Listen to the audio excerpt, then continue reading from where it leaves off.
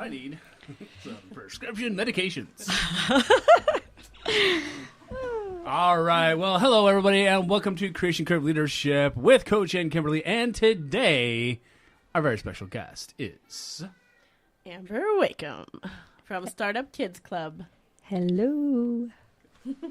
So, Amber, you just rolled out of a meeting that I was in, hanging out with a bunch of parents and a few kids.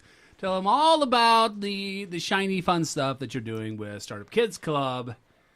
So we're just going to bring you in and have you do the same thing here. Well, maybe before you say what we're doing now, maybe you could tell the story of how it started. How did Startup Kids Club come to be? And then you can tell us how it's changing and what's happening now.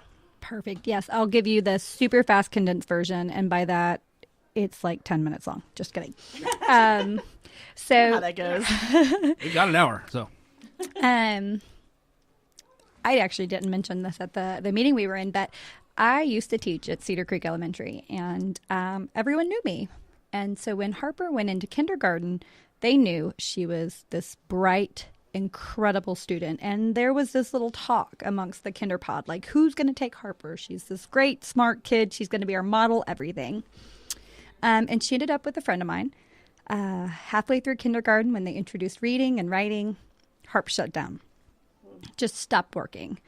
And I would say she's like her mom. She is very smart. She's a perfectionist. She's realizing that she's not spelling those words right. It's making her angry. And so we kept following her. And in first grade, her reading teacher decided, I'm going to just give her words. I'm not going to give her pictures. And let's see how she does. And discovered that Harper couldn't read. And by that, she really couldn't read even basic sight words like the and. It was just confusing in her brain. So she got identified in first grade as dyslexic. And at first, it wasn't terrible. We knew she was getting some help. But steadily, as you go through the years, you get more and more and more that you do. First and second grade are heavy reading years when you're learning. And then third grade, it turns from learning to read to reading to learn.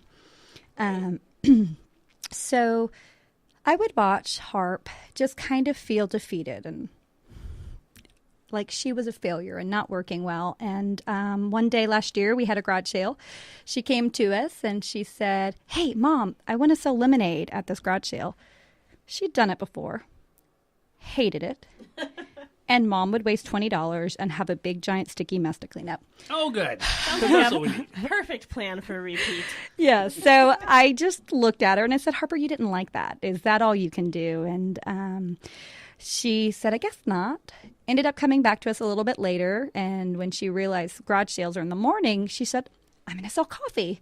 Grown-ups like coffee. Mom, you like coffee? You can't get out of bed without it. I already know how to read the Keurig. I'm going to make you coffee. Nice. All right. So she decided to sell coffee. And I asked her, Harp, what do grown-ups like in coffee? And she goes, well, sprinkles and whipped creams, of course. And I'm like, no. That, not at all. Yeah. Some of us do. Some do. Yeah, it's a thing. with You're some right. That's folks. more like a cafe latte or a cappuccino, a mocha, but just standard coffee. Maybe Not she so doesn't much. quite have the training for lattes with sprinkles just yet. Not yet. But we ask her, kind of taking on that, what could you do? Taking that Socratic approach and saying, what could you do? We ask her, where would you find out what people like? And she goes, let's go to Starbucks. So from this trip to Starbucks, she realized that people like plain old cream and sugar and discovered she wanted an employee, she wanted a menu, she wanted a logo, she wanted to put her logo on everything. Thank you, Starbucks. And developed her business flipping coffee. We all want an employee until we don't have to pay them. Until we have to pay them. It's called a volunteer. You're looking at the biggest volunteer. Right? You resemble that remark, eh? Yeah, I gave her a presentation about startup a few years ago and how my grandma tried to tell me not to be a teacher. And they didn't make much money. And I said, little did she know I'd end up in nonprofit, which makes even less money. But that's not about me. It was about startup. So from that, though, Harper basically created Flippin' Coffee. They developed their logo. They developed their brand, which was come get the best cup of Flippin' Coffee. It's so good. She's a gymnast, so she thought it was great. I love in the second grade, she knew what a double entendre was. I've raised her well. Very smart. But, you know, the day that they actually launched their little coffee stand on the corner, they made over $100 in profit. That meant they paid for their K-cups. They paid for their T-shirts that they decided had to have the Cricut die cut vinyl on. They paid for their labels. They paid for their cups. Anything and everything you can imagine to create this business, they did. And so $100 was their takeaway profit. So it was at that moment when I saw her in her element. I mean, she was making connections. She was figuring things out. She was really thriving. So my takeaway as a teacher was like, why aren't we actually teaching kids this? This is what life is like. This is what they're going to do for the rest of their life. They're not going to be taking a test. So we should be focusing on empowering these kids. So I set out, created Startup, and here we are. Not even a year later. Yeah. I know.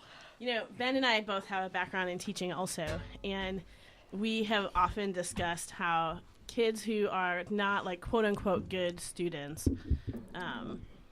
are good at lots of things, Yes. but school is really geared towards a certain type of learner, and it can be so damaging to students who don't learn in that specific way. 35% of successful entrepreneurs actually are dyslexic. So think about people like Steve Jobs, Richard Branson, Henry Ford. Those were all very successful entrepreneurs who had innovative ideas who were dyslexic. There are very limited number of people, if you look at the 1 out of 10 who have it. So the success rate is much higher. If you take ADHD, which also is very prevalent. I was going to say, if you add in ADHD, you might have 100% of the entrepreneurs. There are 62% of successful entrepreneurs have some sort of entrepreneurial, I mean, they have some sort of ADHD trait. 1 in 10 adults identifies as having ADHD, but 60% of entrepreneurs, absolutely insane. It's the way that your brain is wired to actually, it's missing something, the connections there, but in the relevance of actually the way it works as an entrepreneurship, it's their natural element. Yeah, I think as an entrepreneur, you have to flip channels so often. So when you're in a big corporate job, it's every job is so specialized. You have a person for every single thing. Mm-hmm. But when you start your own business, you have yourself for every single thing. And so you have to be able to change the channel sometimes 6 or 7 times in a day. It makes so much sense to me. Yeah. Have you guys heard of gray matter? Have you looked at the studies on gray matter in the brain? Well, tell us a little bit about it. Do you know, Ben? I know that's what the brain's made out of. You know it exists. All right. So gray matter is basically no. Gray matter is this elusive substance in your brain. You were born with the most amount of gray matter you'll ever have in your life. And what gray matter is notoriously known for is your risk-taking ability. So when you're young and you've got all this gray matter, you're jumping off roofs, you're taking all of these risks. And then as you get older, especially around puberty, your gray matter kind of disappears. And so that's when you look back and you're like, how the heck did I jump off that roof? How did I do this or that? That's crazy. Because your consciousness, Thompson, they've shown that entrepreneurs have more gray matter in their brain than average people. Huh. That makes so much sense. Because, I mean, really, I think a lot of entrepreneurship is being willing to fail. Like, Yes. Not everything works. And so if you have a big fear of failure, it's hard to put yourself out there. When, like 20% of startups make it, like, after 5 years or something? I don't know. I might be messing up the statistic. But you're really likely to try some things that don't work. Yep. And if you can't recover from that, then you really can't do it. And, you know, that's kind of my approach and philosophy around why I created Startup and why I want it to happen when they're young, is that you're getting them when they're more resilient. They're more able to take that and not really take it personal. As an adult, if you put yourself out there and something terrible happens, it's terrible. Even just moving from one house to another, we're so emotionally attached. We don't have that resiliency piece that kids do. But kids, on the other hand, they're like, all right, whatever, new school, one day, Band-Aids off, I'm good. So if you can catch them when they are just eager, they're enthusiastic, they're able to adapt more, imagine the connections that we can make and the difference that we can make by the time they're adults. Right on. So that's where that's how it started. and Kimberly and I and Jack, we on Sunday night went to your awards show for. Yeah, it really was an award show. It was the small business awards, like literal small. Yeah, small people. Small people, small business. That was my double entendre right there. Right. So in this last year, give us a quick snapshot of what happened, because I mean, there's a whole lot that happened in 1 year. It actually hasn't even been a year.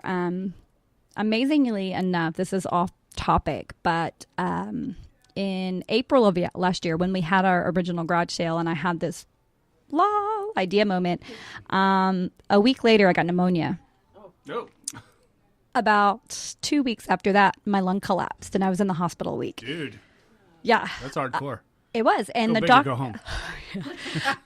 Well, it didn't stop there. The doctors weren't kind of paying attention to what they gave me and caused drug-induced lupus. So not only did my organ collapse once, it collapsed twice. And then my heart started acting funky. And then all of your major organs, lupus affects that. So I was actually out of commission from April until June. The end of June, actually. So sometime around the beginning of July, when I'm like, this isn't terrible, I'm going to recover. Okay, I've got this idea. I'm going to bring it to life. So I actually didn't really start putting startup to plan until July. We launched in September. So it's really not been a year. I know. I had already talked to Ian, so we had one location. And then once I kind of started talking about it in July, and I had this great story like, I just got out of the hospital from the last, being there 2 weeks over the past 2 months, and being on terrible bed rest. People kind of really started to bite on what I was saying. So before we even launched our first location, we had 3. Wow. We had our first semester at 3 locations last year. And I turned down a ton of people because I was just one person and I couldn't do it all. So I focused a lot on making sure that I was building an authentic program, and I really wanted to make sure what I was doing was going to work and it was going to be reputable and authentic and meaningful. So I didn't hit people up for money. I didn't really do anything, but I just taught. So when we got to the end of the semester, we had about 500 people at our first market. Our second one had about 2,500 people that showed up. We were on the radio twice over that period. Where do these markets happen? The first one we had was at this place in East Austin. It was an RV lot, actually. We converted it into a market, which it was perfect. Our second market we had at Westlake High School. Wow. Yeah. So we're looking for our spots for this year. Cool. But during that time, we were able to be on the radio. We were in the paper. We were all over the place. And by the time that our semester finished, I had already committed 2 other locations with talks of more. So we're going into our second semester. We've got 6 locations that will be actively participating in classes this semester. And our small business award that you mentioned, we had about 150 people show up. So not bad for a little startup. Nonprofit. Not bad for being, well, let's do some math. What, July was 7, so 7 months ago. 7 months ago. Jeez. Yeah, that's no joke. That's no joke, for real. So already you're expanding. Mm-hmm. Already you're starting multiple classes in multiple locations now. Including here, we're here at Orange Co-working, of course, and our listeners are very familiar with Orange. But you're doing an instance here, 2 at our son's school, and so there's a lot of things happening. Are you finding people coming out of the woodwork to help you? Are you having to beat the bushes a little bit? I mean, what's going on? Slowly but surely, actually. A really dear and wonderful friend of mine, Kelly Bethke, her and I were not really dear, great friends 6 months ago. I worked before I started enemies? This. No, we just were acquaintances. Our kids went to school together, and so I knew her, and I quit my job this last semester, as you guys know. Mm-hmm. I worked in the office at Eanes Elementary, and she walked in, and I was like, I won't be here much longer.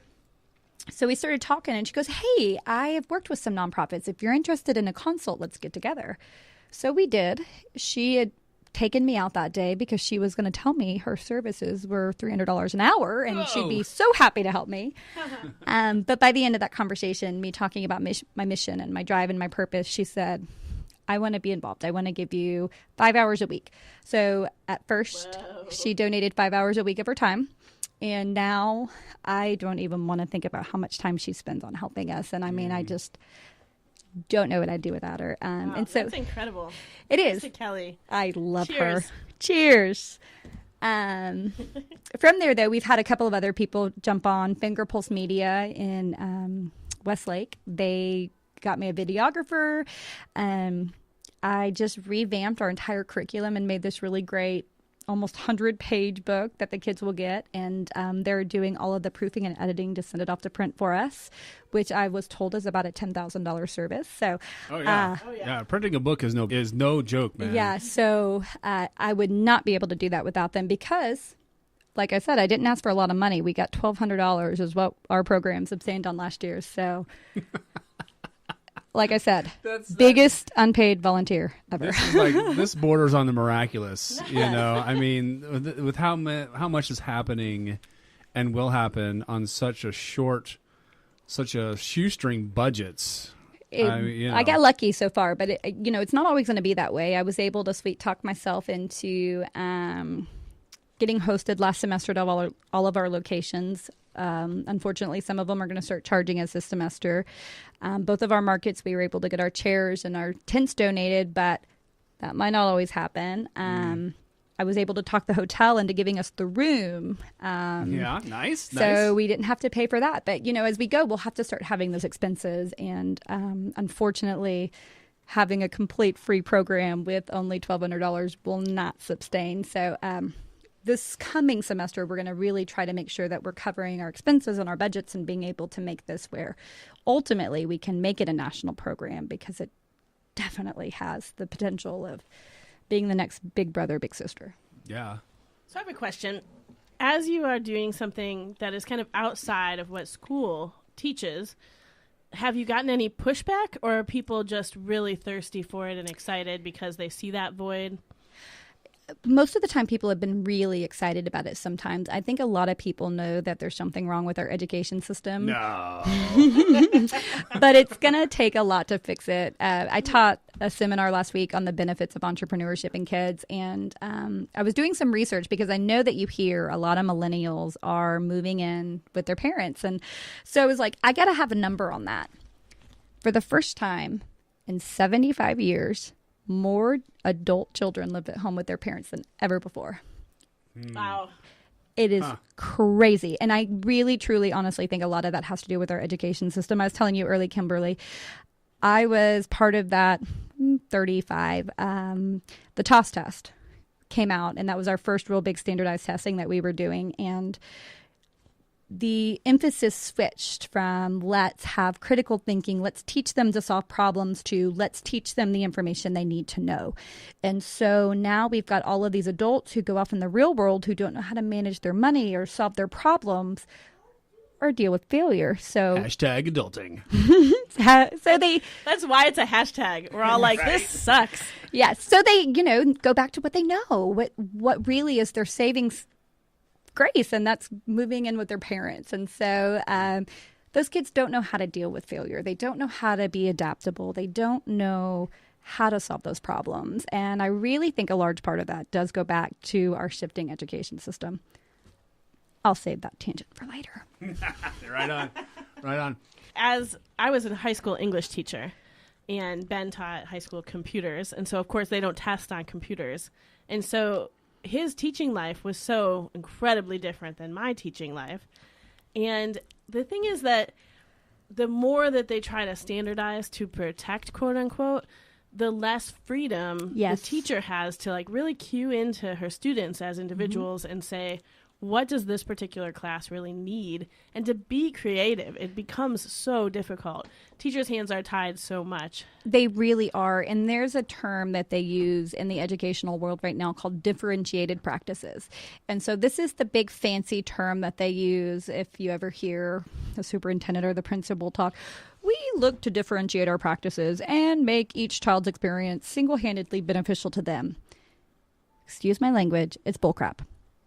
That's not bad language. Censor. You're on the wrong show if you think that is bad language. Yeah, you need to crank it up a little bit here.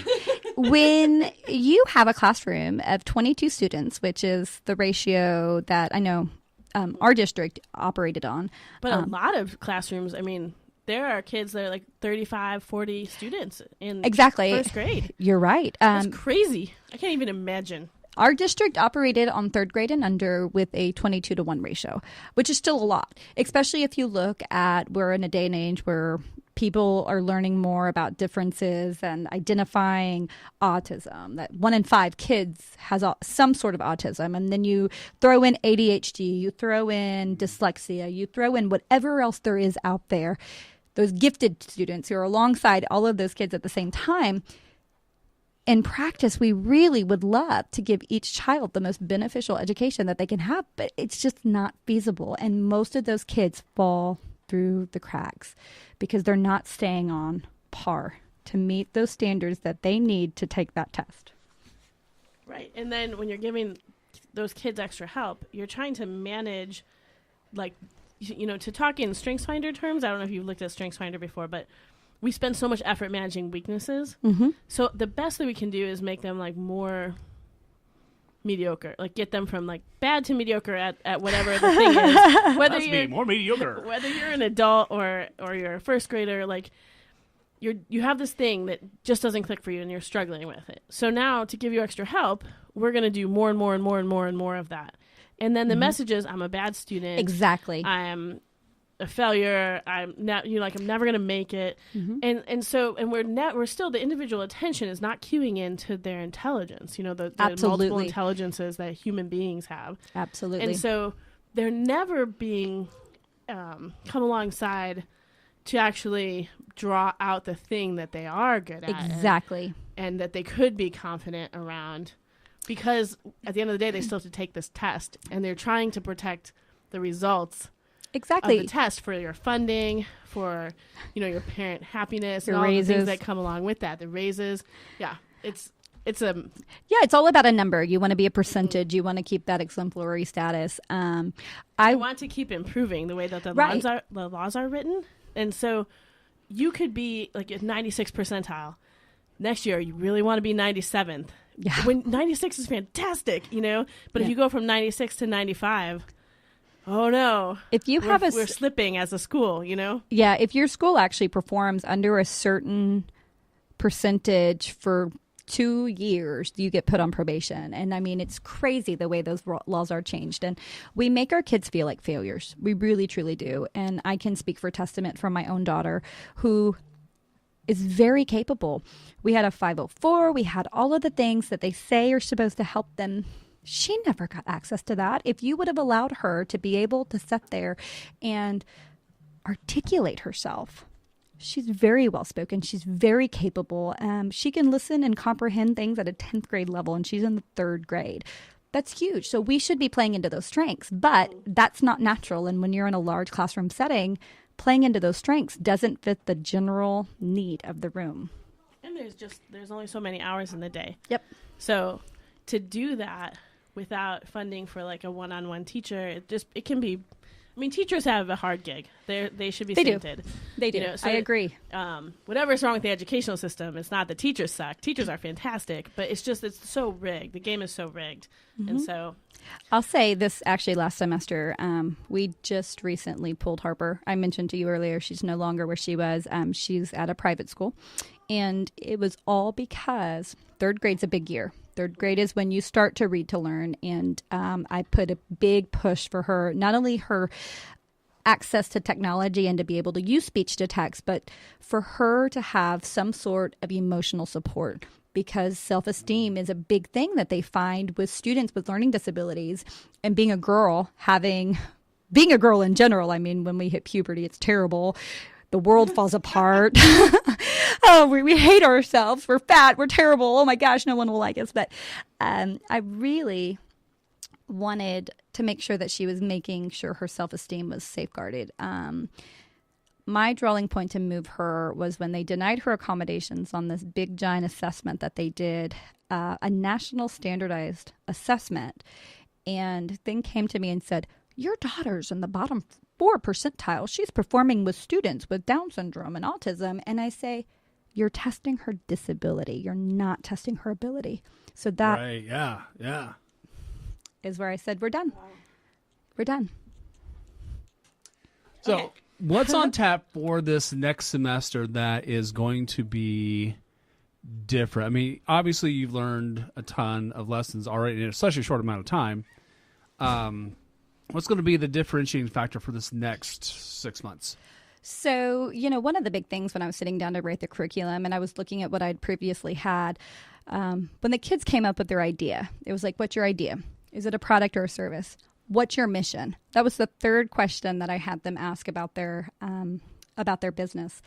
And I kind of was analyzing that as I was sitting there rewriting that. And I'm like, oh my gosh, why did I think they could come up with a mission when we hadn't even talked about their audience or what mattered to them or any of these things? And so I was really able to adapt from that experience and put it where it's going to be more organic and it's going to be more beneficial to these students. In the books, we added a lot more information where it's like self-directed. If they want to look ahead and they want to work on something because they're really excited, they can, and they're going to know how to figure it out. For my kids who are moving on to their second semester, they already know the basics. So we're going to work about building it. So we've got a lady coming in who's a business model Canvas expert. She drafted a kid version, and she's going fun. she's going to walk them through cool. setting up a business model Canvas. We're going to teach them about putting together a 10-card deck, building a website, perfecting your pitch. So it's going to be a much more interactive feel than what the first semester was. So. It's interesting that the phasing, I guess, is coming about naturally and organically. I think that's really interesting. So, in this next 6 months to a year, how can folks become? Now, this is an Austin gig right now. Right now, and obviously, folks who are listening to this are like, why isn't this in my kid's school? And so we can be. Yeah. So how can folks from outside of Austin, because we're startup capital universe, right? That's right. I mean, gosh golly, of course this exists here, and you're just the person to do this, and it's amazing. How can folks outside of Austin and maybe even inside of Austin get involved right now? So one, they can visit the website. The website, startupkidsclub.com, has a ton of information. I put really detailed blogs about our experience last semester, down to the games that we played and how they related to what we were learning. There's information about what we're doing, our locations. Part of what I spent so much time last semester developing was everything that I did it with the intent that it could be done somewhere else by someone other than me. And wow. Wow. Just saying, wow. Are you sure you're narcissistic enough to be a startup person? Going into it, I really, really, really was hoping that it would be something that could be a Girl Scouts, a Boy Scouts, a Big Brother, Big Sister. It could take over and you could get these volunteers that say, I want this here, let me have it. So that's why the blogs are there with this is the game we played. This is how we did it step by step. This is the mentor who came in. This is what they talked about. This is what, the lesson was for the day, so that I can pass that off. I can kind of train the trainer and say, we would love to be in California. We would love to be in New York and Oklahoma, wherever you are. Contact us, because our program is free and we are doing so much to make sure that it is scalable in a way that is authentic and true and meaningful. So we can be anywhere. Yeah, right. I just need some volunteers or some money to hire a teacher. And some money, right? Yeah. Some money? Yes. So those of you startup gazillionaires out there, we have the place for your money right here, right now. And there are folks out there who are looking to propagate these big ideas and these kinds of solution finding things. And they really see startup mentality and the disruption mentality as advancing the human race as a whole. Mm-hmm. And so I think that Startup Kids is uniquely positioned to really fill so many gaps. And I think there's a lot of startup folks out there. As soon as they learn about that, So startup people, I know you're listening to this. I know that you're tuning in. This is the place. This is the gal. You need to come find her. You need to throw some money her way. Not just the money, though. We're in the process of applying for grants and trying to get some corporate sponsors and things of that nature. But truly, just to kind of tie back to what I was saying, the reason I wanted to keep this program free was because I feel that the classrooms are really not teaching the kids about life. And this is a way to be an extension of the classroom. So why charge somebody for something that they are missing out on? And we're kind of taking the shift this semester. We're still free, but we'd love if your family can make it, do a monthly contribution while they're enrolled, just so we can make ends meet. I'm not trying to get rich. I just want my daughter and every other kid in the world to really feel prepared when they go out there. And I'm not trying to make 1 million entrepreneurs. I'm trying to make 1 million kids who know how to handle life and who see possibility outside of the box. Yep. So let's shift a little bit. As you are you have this mission to find 1 million kids and help them handle life. How do you find leading kids to be the same as leading adults, or how is it different? Like, there have to be some unique things about leading kids into these ideas. Yeah. So I don't know if it's on the same topic, but I kind of touched on this in our parent meeting earlier. I use a mixed age approach, almost like a Montessori, where you've got all these different kids in the different rooms. And the reason I do that is because you've got these kindergarten kids who need somebody to look up to, and you've got these junior high school kids who are like, oh my gosh, what am I doing here? But the approach I take is, you know what? Be a leader. Be a leader. Rise up.